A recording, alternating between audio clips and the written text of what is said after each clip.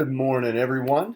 Just to give you a little introduction to the threaded discussion topic that we're going to be talking about for the next couple of days. It's very, very broad, very, very generic. It's just basically, what do you think of the film? What do you think of the movie?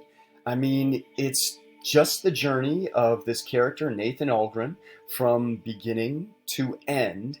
And he changes a lot from the beginning of the movie to the end of the movie. Okay, he has a massive, a very, very big character arc.